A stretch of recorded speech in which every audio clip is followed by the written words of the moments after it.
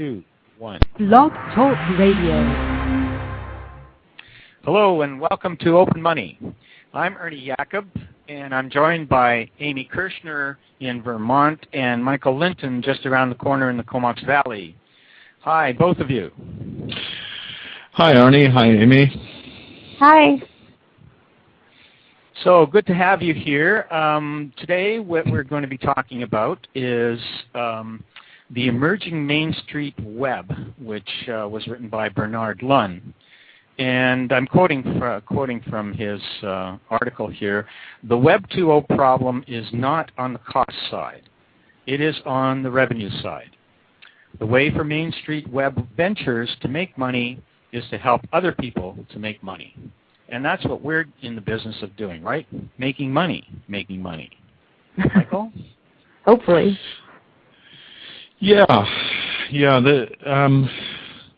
think this also relates a lot to this Clay Shirky, here comes everybody stuff. Because what Bernard Lunn's referring to in the recession aspect of this is that people don't know where the money's coming from. It's just draining away, drying up. It's not here. It's erratic. It's all over the place. And it isn't where the Web 2.0 people thought it was going to be. So now, what's the deal? Where are we going to get the money going? Well, Clay Shirky's book is basically about how the long tail is beginning to live. You know, the here comes everybody basically explains what it's all about. That connections, social networks, cultural, economic networks are becoming more and more relevant in the way that our lives work. So for us in the open money field, the next point is, so what's that about for money? What do we can say about here comes everybody and meeting the revenue models for Main Street Web? Well, here we are. We got money that comes back. How about that? I really like somebody else. I didn't. Is Web 2.0 a common term amongst techie people? Because I hadn't heard it before. And does it mean the same thing? It's actually more common about media people than the techies. The techies treat it with a certain degree of disdain. It was coined by a man called Larry O'Reilly. Larry O'Reilly. I can't remember. And he's a very big open source leader, advocate, guru, runs a big company and runs big conferences. And at one of these conferences, he said that the first web was about people just sticking up stickies. You know, it was like a vast notice board, and everybody just treated it like a vast notice board. Look at me, look at me, look at me, right? And what Larry Riley said about the web was that it had shifted into the point where it was using its internal possibilities in a new way rather than just doing old publishing in a new medium. You get the point? That the nature of the internet medium, the connectivity, the applications that were emerging were changing the way in which people used the internet from. Well, it's like the desktop analogy. For years and years, we've dealt with the idea that our computer is a desktop. Right? We've imported a real world form into an information world context. Not necessarily very helpful, sometimes very inhibiting. So Web 2.0 was supposed to be what Facebook and MySpace and LinkedIn and Academy and all the groovy things, the Ning world, would bring to, well, for the business side of the web, to the monetization. And they will always talk about monetization in this area. It's like turn everybody into an asset to be measured and traded by other people. It's very crude. It's sort of the natural expression, I think, of the advertising mentality inside this medium, because most business in the internet is about advertising. So everybody's stuck on that model. How can we turn eyeballs into money? And the only money they see, of course, is the hard stuff, which is very difficult to get through the internet. I thought it was really interesting because, I've gone through the whole, as a non-techie, I've been through the whole iteration, and I couldn't quite put a lot of words to it, of Friendster, Classmates, LinkedIn, Facebook, MySpace. And I thought, and I've had this conversation with people, that there's just too much online to manage, and if we bring in, in maybe an open money sort of way, managing different types of currencies, that it's just complete information overload. So it's not just an addition of the money, but it's a complete sort of reframing of the relationships. Like you said, it's not doing the old paradigm on the new tool. Exactly. There's a nice little analogy, if we stick on the open money edge for a little on this, that people think that their life is complicated enough with money, and you offer them a bunch of different currencies, and they say, "Oh my God, no!" But if you had them living in one room, and that one room was their kitchen and their bathroom and their bedroom and their entertainment room and their workshop, and you kept the cows in there too, they'd say, "This is too much." And you say, "Well, why don't you live in many rooms?" Well, of course, you see, people can see the differentiation of space around different activities, and it doesn't encumber them. It actually eases the situation. And similarly, this perception around how the multiplicity of open money actually makes life easier.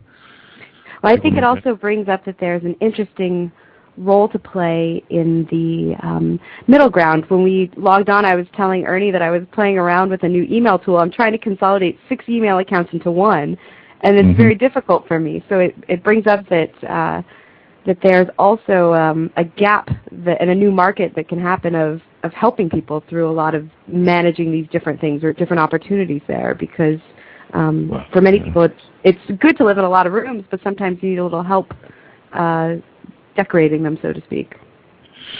Well, yes, there will certainly be guides to this new space. We saw that with the first LED system, that some people became agents in the sense of they help people to find a way into the community. Now, this is the sort of thing that commercial barter does as a fee for service charged at the toll booth. That's the concept of all such. We are creating money, you use it, we charge you for it packages. It's a bit of toll boothing, which is also part of the education, induction, connection making, the social engineering side.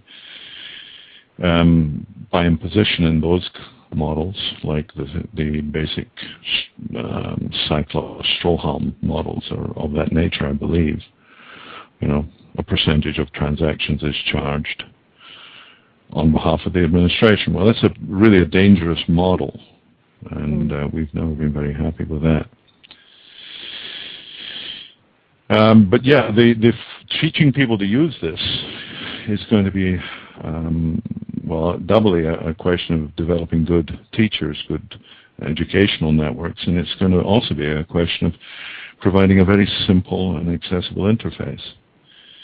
I think we're not far from it. Is being able to pay them. I mean, that's what this is about, right? I mean, that's what he's taught. What he's wanting here is making money online will happen if you enable other people to make money online. Well, online or offline, it holds true, and that's what community money does. That's what makes this possible. Yeah, it's interesting that the generality of his comment is aimed at the whole social networking, economic networking scene.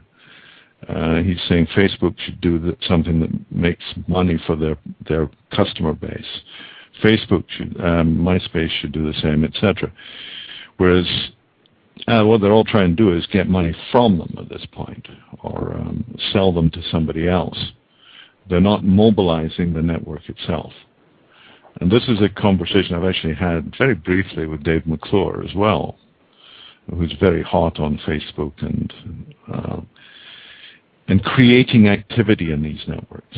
Now, what they don't see is that creating activities in a Facebook group or a Second Life world or whatever is a function of unavailable liquidity, providing them with a means to interact and track, i.e. an open money currency. Once they've clicked on that, and I suspect they'll click on it by accident or by information from their grassroots, because nothing we've thrown at their heads has penetrated yet. So basically, what will happen is a buzz will start about open money facilities inside some of these networks, and you will begin to see people, as it were, making money in the social networks by the use of CC, open money systems. And then you'll start seeing a huge rush of activity further up the chain. Back at 3. Bye. So anyway, that's what we're seeing as the gap in Web 2.0 in this yippee, we've got a new space here. How do we make money in it, of it, with it, through it, by it? Has been pretty well futile or very limited to this point. And well, it's one of these catch lines, I think. Now it's the money, stupid. If you want to see the value of your network, enable your network. Then you'll see its value. I'm sorry, I popped off for a second to answer a quick call, but Michael, I want to ask a question about what you said before I jumped off was about it. You made a comment about Second Life, and then people will hear about open money through a grassroots, or they'll sort of hear about it. Do you think that open money will spread in sort of that viral fashion, or is there another way to, I hate to say market, brand, storytell, but something along those lines, a more directed effort? Oh, I think it's all of the above, and what we see is a multifaceted approach.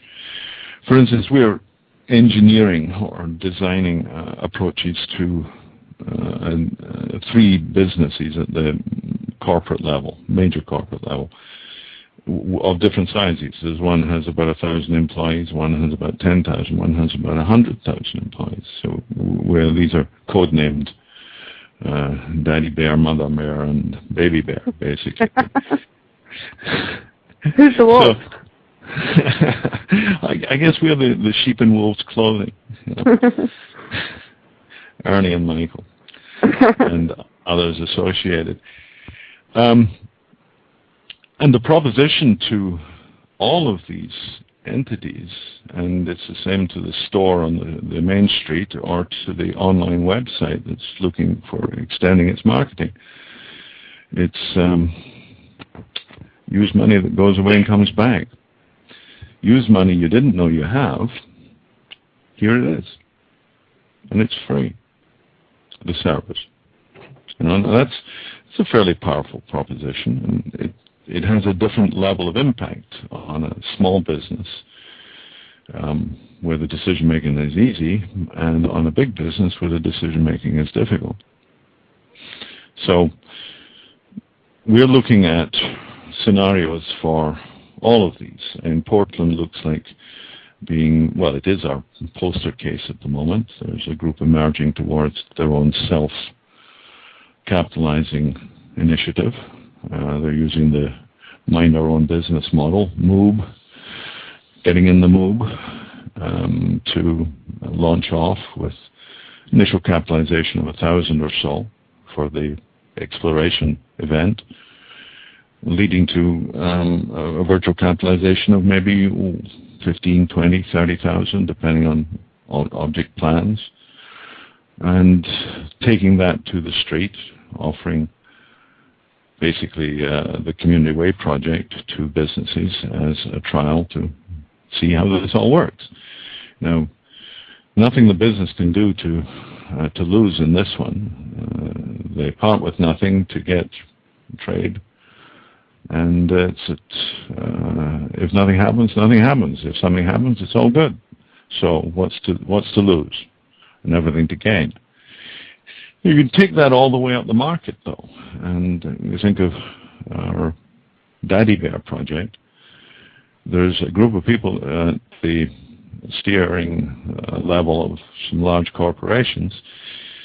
Do they respond to what comes to them, or do they hear what internal information is virally transmitted through their own internal networks?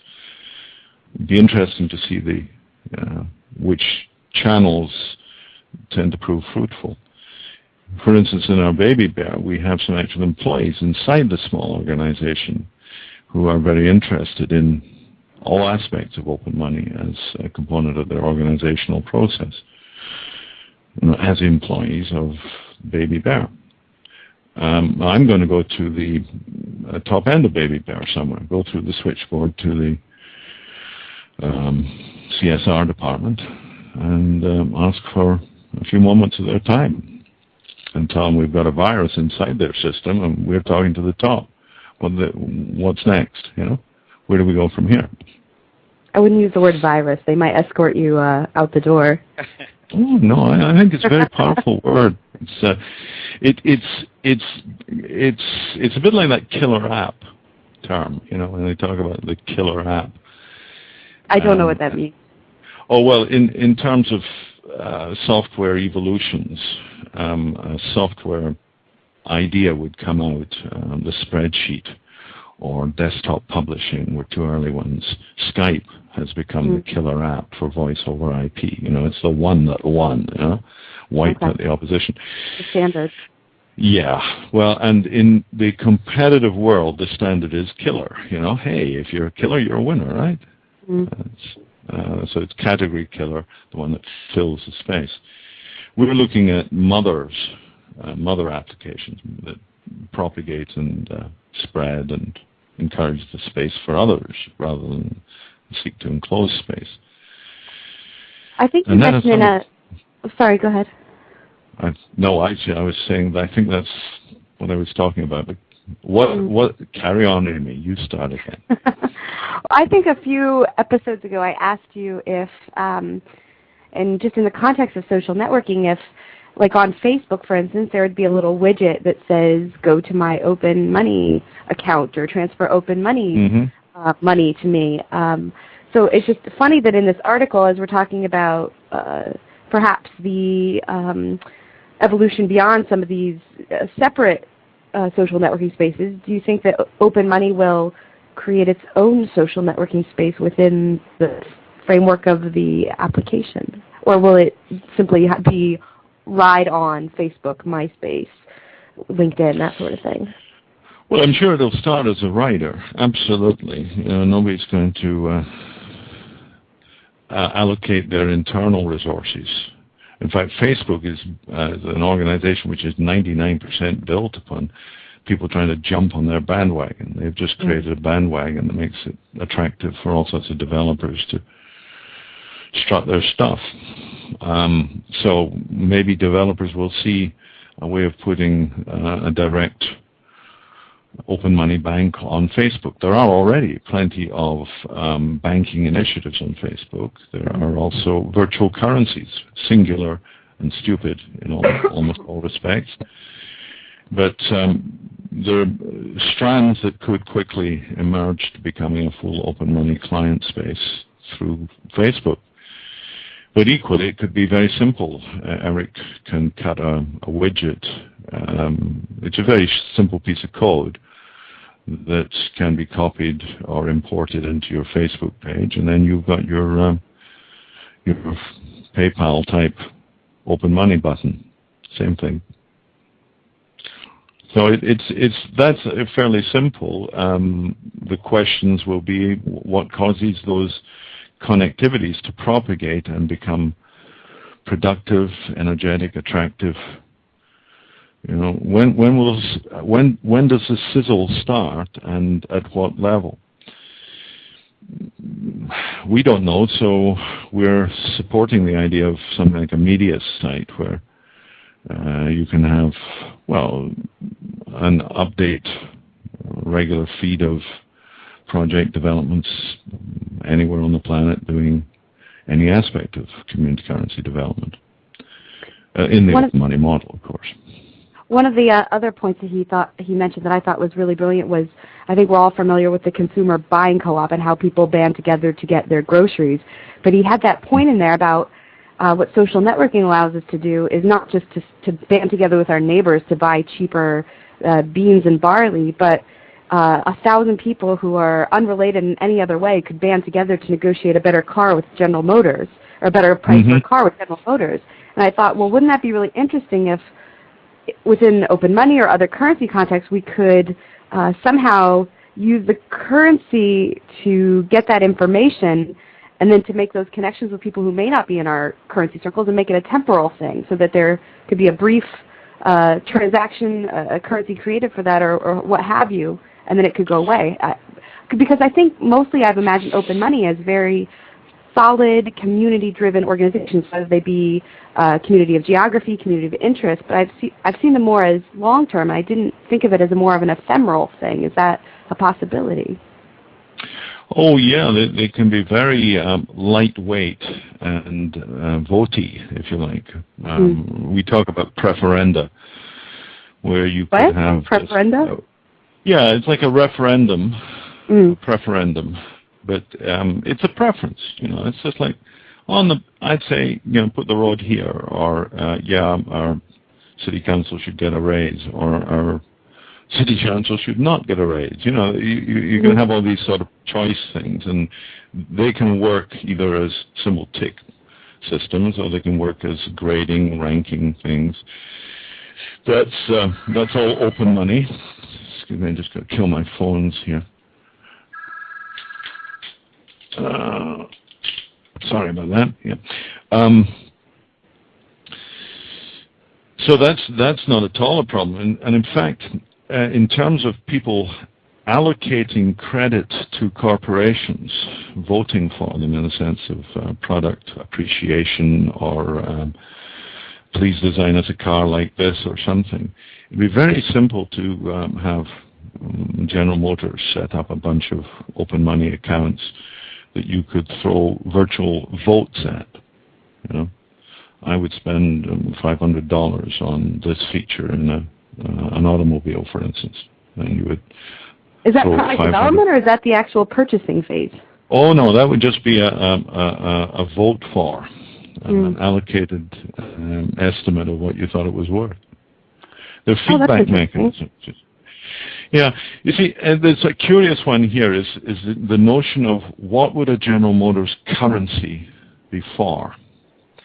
And if you talk to anybody in the conventional aspect of this, they think this is money that General Motors would issue.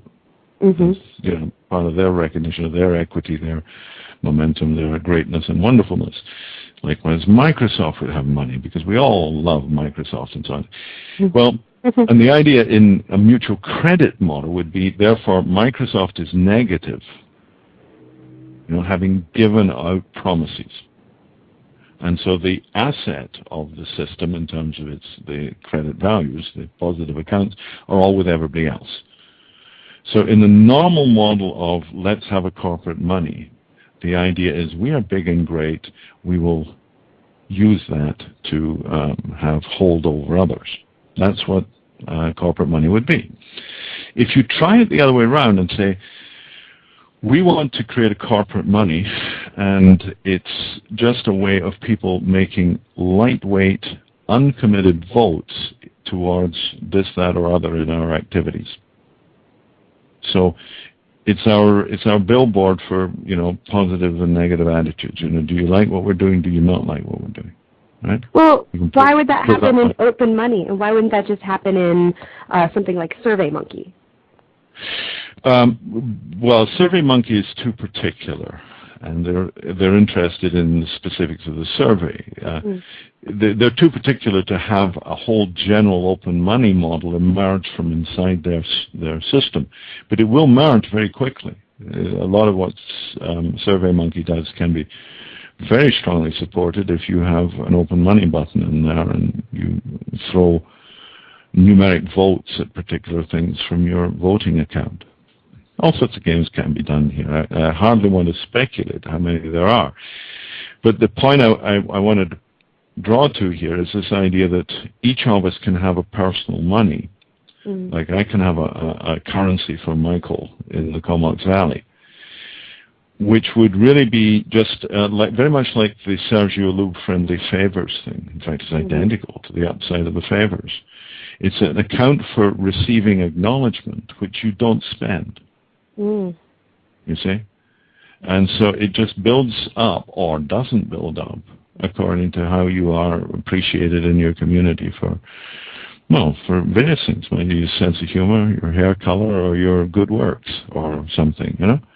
So let me know, is this, well, I was just going to say, is this correct if I'm interpreting this as, the easy interpretation would be as a reputation currency, or as a reputation rating when you participate on a site. But what you're saying is you could just create your own currency that's the Michael currency and give it away as opposed to using someone else's reputation standard. You can, I think, let's say you're a rock group, right? You're a band, and you're on the road, and you want to sell CDs, and you want to sell stuff online. You're not going to sell much for cash, but suppose you sold it for your money, your own money, right? So you had a currency called, I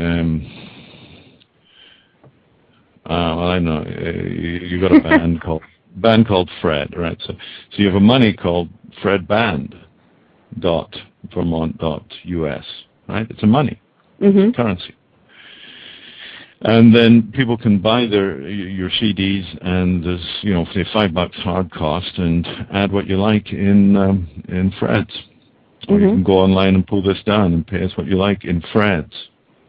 Now this means that you have thousands or hundreds of thousands perhaps of adoring fans who are all committed $5, $10, $15 of very soft notional money to Fred the band. Fred the band therefore has something, 1.5 million of their own totally funny money. You see what I mean? It becomes a very granular reputation system. Now, if I was a band and I was getting that sort of accountable feedback, it takes me in all sorts of places. Tells me what my fan world is like, who likes what we're doing and why. So you can use open money as a sort of a tell us what you like package that gets people making very small votes that are not declared as sort of monetary promises. But I think I've trained myself to transfer any reputation or voting currency, as you say, to have some sort of monetized value. Like if you vote on the product development at GM, when the car comes out, because you voted, you get a 10% discount. So I don't know that maybe I've trained myself to look for that monetization, or that that article was referring to what are the monetization opportunities in social networks. Well, that is one of the sweetest, is actually that, yes, by your actions in relation to this project, the car, you earn by your input monies that are applicable against its purchase. That's a very nice close of the loop. Shows how an internal money can operate between the producer and the consumers. Very simple to and fro. It's like the old Henry Ford thing that what Ford managed to do by its mass production was to make the cost of the car achievable by the workers who were making it. Sort of managed to connect those pieces. And before that, mass production was not. It wasn't mass because there wasn't a mass market. So it was smaller, finer stuff for people with a lot of money. But he brought the money from the bottom and the production from the top, got them together, and away you go. Well, same sort of thing here, a closed-loop currency based upon the participation between some of the consumers and the producer. I'm thinking about 2% of the users of General Motors or Sony or the phone company, right? You're engaged in an information process with this corporation such that you are earning money that saves you money. Why not? Nice simple matchup. So that will happen, that's for sure. I thought it was funny too. Sorry, go ahead. Well, we were hearing the other day about proposals for filming Paul Hawken's book, Blessed Unrest. You know, have you heard about this book? Have you read I've heard about the book. I haven't read it though. No, it's basically he's sort of writing about the fact that the grassroots seem to be rooting along quite nicely. You know, things are happening, and they were not predictable in terms of community organizing. I'm paraphrasing very quickly because I haven't read the book or an abstract of it even. But there's a proposal to make a film of this by a process of online crowdsourced editing. So all sorts of material is made available on the web for people to cut their own sequences, just simply by almost bookmarking on a website. You say, like that frame, run the next 2 minutes, do this, that sort of a picture, pull it together. And from the activities of these invited and presumably progressively qualified editors, because as you got more engaged in it, there'd be more feedback to, that was a good, you get a picture I'm talking about? Yeah. So it's brilliant to merge a reputation currency on top of that, so you can sort of sort out the skill levels of people, or if people like them or not. Yeah, there's this thing about accruing reputation, and then that reputation being a thought, an idea leader in some way. This is our idea about preferenda, for instance. I mean, you look up a Who Likes What movie site, and the ones you want to explore are the ones where the votes are weighted, rather than just everybody's got an equal vote. Equal voting systems are extremely crude, and they lead to some lack of precision, lack of expert knowledge. So all of the above. It's interesting to merge all those ideas between reputation, between the power of sort of the Wikinomics, power of the masses, while also throwing in the weighting of people who are in that. It's just an interesting intersection of ideas there. Well, you know that Clay Shirky one, the recent one about Wikipedia and what it costs to build Wikipedia. Have you read that one? No. It's all about mice. I'll find the link on that in a second. It's on my... it's Clay Shirky's the man who did Here Comes Everybody, and a recent presentation he did at I think a Web 2.0 conference in April, and he talked about Wikipedia, the hours of work that went into creating Wikipedia, and I think it was 100 million or something like that. Oh my God.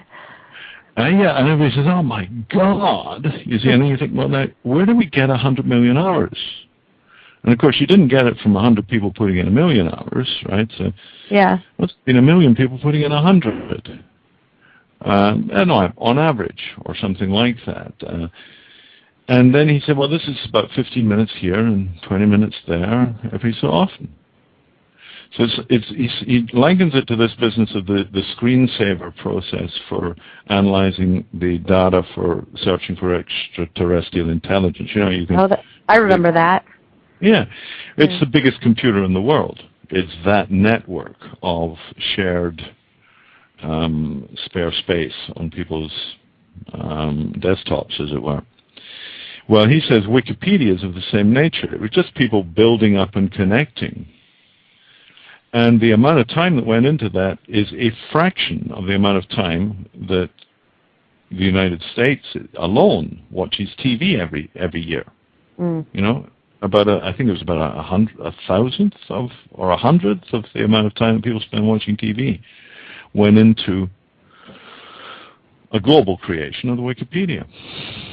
Well, if we can find ways to to collate, to collaborate those slack times, collect the slack time into action. And it could be editing video projects. It could be reviewing social development sites. It could be all sorts of things. If we can give people rewards for what they put into things, I mean, that is the name of the game. acknowledge the gift in such a way that the acknowledgement supports more gifting. I think that that's a beautiful turn of phrase that sums it up quite nicely. Acknowledge the gift. How did you say it again? In such a way that the form of acknowledgement encourages more gifting, keeps it moving. It's a pay it around. You know, we've got the pay it forward idea. People are really quite hot with pay it forward because it's a lot better than just pay it back. Pay it back's cool, but it ends the game in a way, you know, and it's a one-on-one barter type. I do something for you, you do something for me, and it's a closed social model, very limited. Pay it forward, I do something for you, you do something for him, he does something for her. You know, that's great. But it's not self-energizing. It's not resonant. It won't keep humming. It dissipates out. And that means it's a continual sort of drain on the core givers, which they may relish, they may love, they may be philanthropists, they may be all sorts of good things.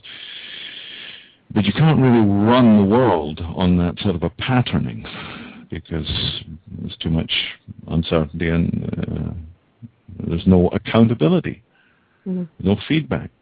But if you pay it around, where you're marking gifts with forms of acknowledgement inside closed-loop currency systems, and that's the key.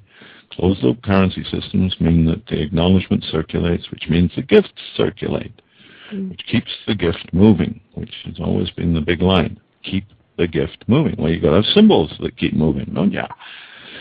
They'll only move if they're free, light, and easy, and they go round and round. That's open money.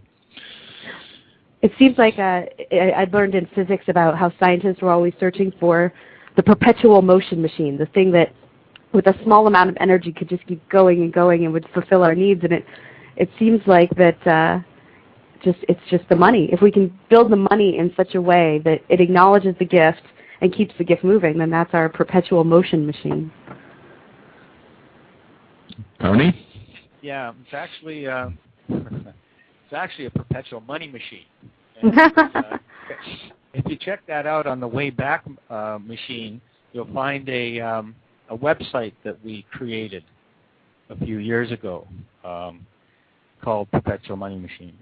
Oh, really? That's a meme that we've got there going.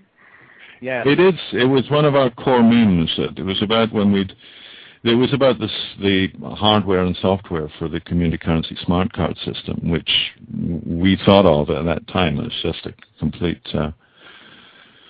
beauty because it enabled money to be that perpetual motion process. Now, you know, perpetual motion in energy is an absurdity. You know, stuff's got to come in to go out, and that's it. But you see, the money isn't the energy in a community currency. The money is that which allows the energy to flow. The energy that flows is our spirit of giving and contribution. It's what I am willing and happy and empowered to do for you. It's what you can do for him. It's what he can do for them, you know? It's what we do that moves the world forward. It's not what we hold back from. Conventional money blocks flow. Conventional money says, hold on, don't let it go. It doesn't contribute to flow. And for good reason, because you let it go, it's gone. That's why conventional money sucks badly. But this stuff, round and round. So pattern of recirculating acknowledgements creates pattern of recirculating gift. That's all there is to it. To get your patterns going. That's the name of the game, is how to create strong, sustainable, persistent patterns. And there are many. It's going to be interesting to see which ones come up first.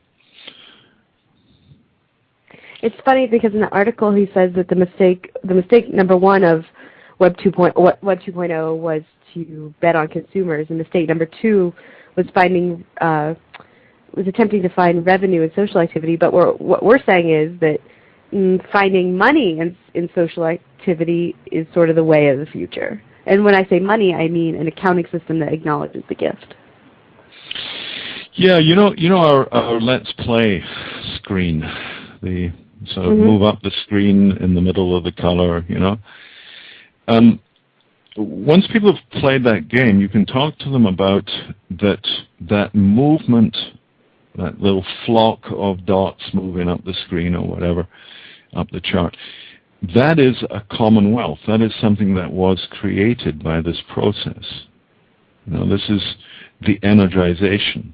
And once people can see that energization, well, it's fairly straightforward. So just on a technical community currency note, you've talked a lot about the flow and keeping the money going. Where's the role for expiring currencies in that? Like the historical example of the Bruck-Taten, I think it was, that Bernard Lunn always talks about. There will be, let me tell you, there will be so many expiring currencies, you won't believe it, how many expire. Probably about 95% of the design systems are going to expire, that's for sure. Within open money? Well, you see, the thing about open money is it's like starting an email group. You can start an email group on Yahoo anytime you like. Does this mean it will be a good email group, that it will serve people, that they'll join in, that they'll become friendly? Who knows?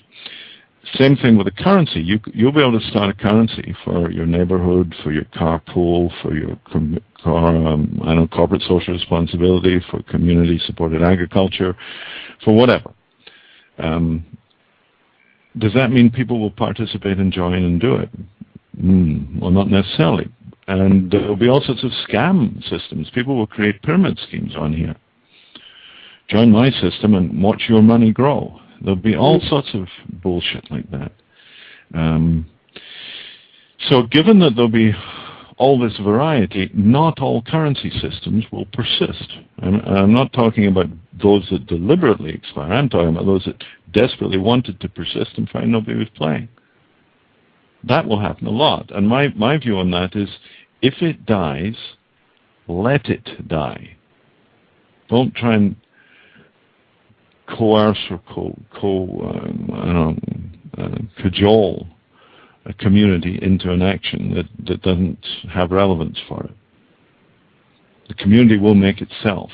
The forms of money that thrive and grow will thrive and grow because they are reflections of the energetic patterns in the community. They show what people actually want to do and are doing. That's what this money will do. So when you talk about money going around and around, you're not talking about a currency design. You're not referencing currency design. You're referencing an idea, a philosophy.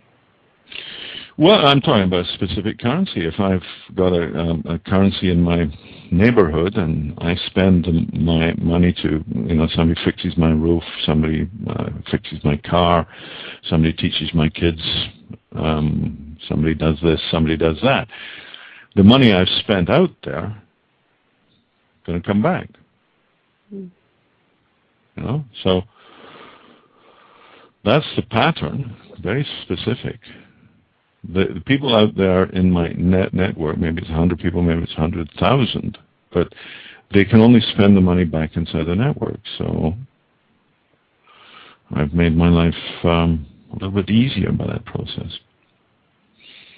But I think I lost your thread. What was the point of your question again? I was trying to find a link or a non-link between the ideas of the philosophical idea of the gifts going around, and that there are actually different types of currency designs, of which some actually expire, and that can be a particular type of a flow. Yeah, in a larger context, the idea keeps going. Well, this idea of inflation does this anyway. Inflation does the gradual expiring of value and encourages people to spend the money rather than hang on to it. And it's particularly going to be the case when we're dealing with currencies that are not seen as store of value and have no guaranteed value. They're soft. And there will be failing let systems and time banks and whatever, so people will get used to the idea that not all currencies last forever, so you might as well spend it rather than hold on to it. That'll be the point. That's the perpetual money machine. is just keep the stuff moving. It goes away, it'll come back. Don't worry about it. There's plenty of it around. What you give out will come back. What you give out will come back. Be responsible for your own exchanges, and inside this tribal network of whatever nature it is, things will balance out. If it's a decent tribe. If it's a lousy tribe, it won't. So, it won't go any further. So within the social networking context, will people who are operating within the open money framework be able to use a social networking space to discuss what's working, what's not working about these currencies that are coming up and failing, to have a shared learning space? Well, I would hope so. I guess then the question is that being designed in right now? Some sort of... well, the Wagon site is a strong possibility there. Do you know the wagon.org? WAGN.org? You're going to have to remind me. It's a knowledge management site. Technically, it would be like a wiki, which is a multi-page, multi-editor framework. A lot of people can collaborate. A lot of people can... It's like Wikipedia was created. That's normally text wikis are very common. This is a database-supported wiki, and it's not seen that the pages will generally be long. In this sort of a wiki, the Wagon wiki, the idea is that pages are quite short. Can in fact even be just a couple of words. Can be just an idea. And it's very suitable for mind mapping and structuring organized thought about different forms of currency, for instance, and setting up a database for what works in which ways and what works in others, and so on. So I think Wagon as a database wiki is a very strong possibility for the evolution of the networks of research and development that open money is going to spawn. But no, we're not going to be doing a hell of a lot of the work in that area until we get the funding. And the funding that we're playing for at the moment is going to be 98% directed, I think, towards software. No, not 98. 80% for sure in the early stages. 80% towards getting some movement on software. Because the bare bones are there now. It just needs coders to get their heads down and crunch. So, I think it's interesting that who's the author of this article. I went on. I clicked his name and pulled up some of his other posts, and one of his big trends for the next foreseeable future is localization and relocalization. And he called it Local 2.0, and he made the point that people don't live online, but things happen face-to-face. So I think it's funny that we have all these conversations about what people will be doing online, but where does this fall into the face-to-face category of the... Absolutely. Yes, Ernie and I have been of that view since about 95. We began trying to do web localization as a component of let system propagation. We saw that the locality and the market of the locality is the face-to-face exchange and activity level. That's one of the main reasons for the namespace model that we're opening to deploy names on a national basis, a regional basis, and a local basis. Principally getting that people's first account in a trading open money world should be localized to their face-to-face community, so that they're known as joe.burl.vt.us or something, you know. So when you specifically say namespace, you're referring to Amy at gmail.com, that sort of thing. Well, that's your email address, and that's specific to your emails. You know, you have a bank address too. It's probably 3 numeric codes in a string of some sort. That's what your bank address is. We want you to have a community currency address. Now, the community currency address that we can most easily propagate and delegate, and that's key to the process, because if you want to know who's authentic in Vermont, then you should be in Vermont to know who's authentic. And if you're in Burlington, then I know Fred and Mary, and we know these people, and that business has been here for 42 years. So you can have accounts called bur.vt.us and whatever you like in front of it, Amy, Fred, Joe's Bakery, whatever. And then you know each other. So there's a high degree of reputation confidence right at the outset. Whereas if you're trying to create initial currencies in large physical areas, like the United States, for instance, and you people dotted all over the country, what are they going to trade with each other? If it's movable by wire, by the internet, then it's IP, and they probably won't trade with each other. They might do house swapping, sort of things. I'll come and live in your place, you come and live there. You set up a travel network like that. But there won't be much interaction in a large-scale system. The place the interactions will emerge is in the face-to-face communities of 20, 50, 100,000 people. So you're honoring the local community by having the namespace at its core exist around the local to begin with before it becomes regional, national, or international. Oh, I love that honoring word there, Amy. Honoring. Honoring? Nah. I think we're taking the expedient inevitability. Yeah, and I guess there's an honor in that in some respect. But fundamentally, the place where it will happen most quickly is where people know each other and have common interest. We all live here. Let's get on with it. So, and that's where the major focus of the localization of a money will create localization of economy, localization of culture, localization of environmental issues. What is your balance of trade in fuels, in plastics, in raw materials? What comes in and out of your town, your place? Well, these are the sort of things we're going to begin to discern when we're using our own currencies, our own monies, and we can see much more of what is local value added by people's skills and energies and local resources, and what is our import-export balance, our commitment to screwing the planet. Should be able to tell a difference. So do you embrace the term that he uses in the article, the Main Street Web? Yeah, I like it. I've used the word mainstream, and I prefer Main Street.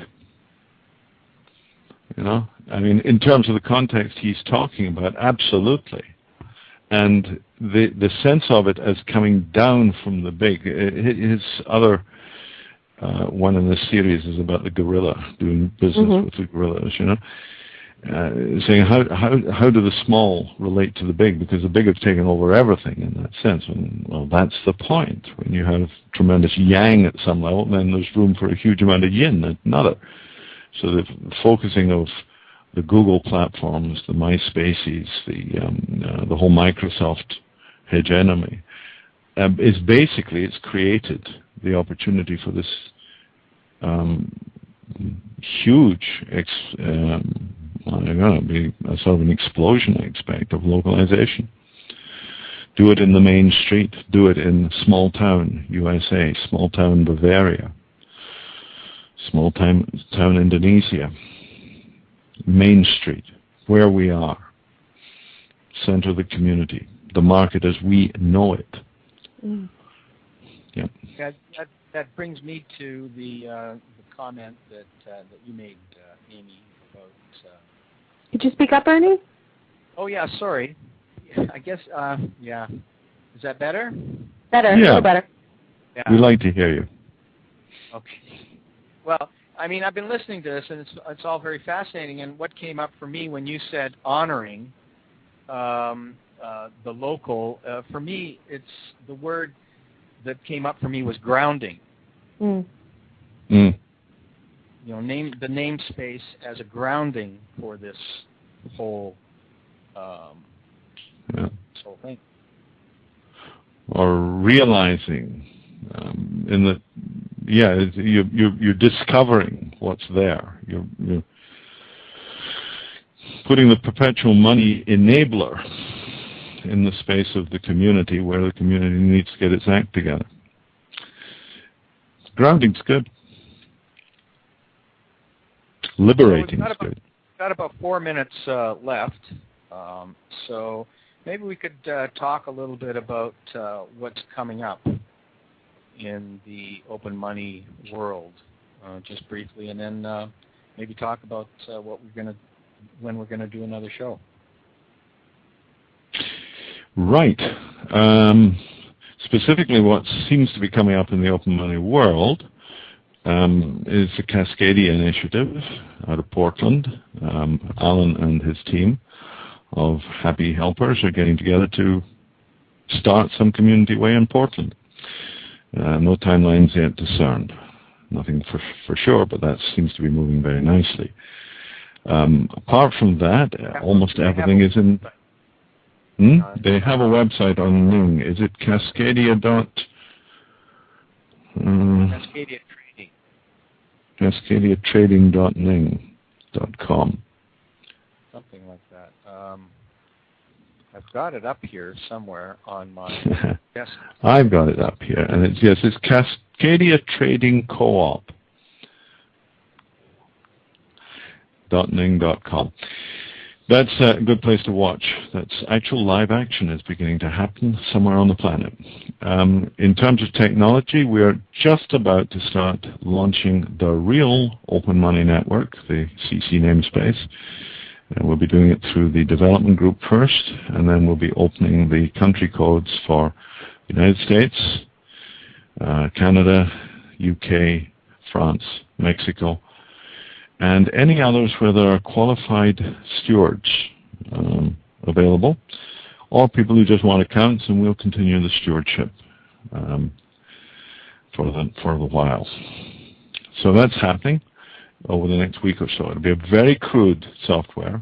It'll be definitely very thin ice. Don't come out and play in this one unless you're comfortable with what we're talking about. It's more for the exploration of the informed.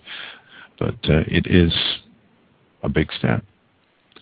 The open money world will go public in a few weeks. Stewardship. We've got about 2 minutes left, so perhaps the next show we might want to explore what that means, not just in terms of. Oh yeah, that's right. We'd better do that. Yeah, let's have a session on stewardship with some relevance to the CC namespace, but also to many other aspects of social governance. What do you think, Jeannie? Sounds interesting. Are you there? I'm still here. Can you hear me? Yeah. Okay, well, we've got 1 minute left. So Amy Kirshner in Vermont, and Michael Linton in the Comox Valley, and Ernie Jacob here at the Mouthpiece at the moment. So when are we going to do this next show? Today's Wednesday. What about Friday? Oh, you can't do 2 a week. That's a little much. Yeah. For who? Can do 5 a week. 5 a week. Yeah. We'll do one in the meantime. Jobs in school. Let's put up one for maybe next week this time, Amy, and maybe we'll be doing the stewardship then. Maybe we'll do something else. Can you find this time next week? Let me pull up my calendar. I will see about that, and I guess we can talk right after if we're sticking around. Yeah. Okay, we're down to the last minute, so this has been Open Money on Blog Talk Radio, and you can find us on the web at various places. Just Google Open Money, all one word, and no doubt you'll come up with a number of interesting websites if anybody is listening to this, which they're probably not. So anyway, but somebody might pick this up as a podcast later. I thought there were a lot of interesting ideas in there, but it was a bit of a meander today. But a meander up Main Street. All right. I thought there were some great ideas came up. Great things came up. Some good stuff, which we can pick out and transcribe. Anyway, yes. This is it. 6 seconds. 5, 4, 3, 2, 1. Goodbye, guys.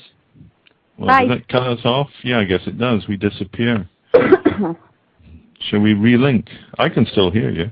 We still are linked. But we're not. Are we recording? I don't know. Actually, we may still be recording on the podcast, so I guess we should cut this off. Let's cut this off. Why don't will I pull up a conference call? I'll pull a conference call for the three of us. Yeah, okay. Coming up. You do that while I find the call. Okay, I'm cutting us off. Goodbye. Bye.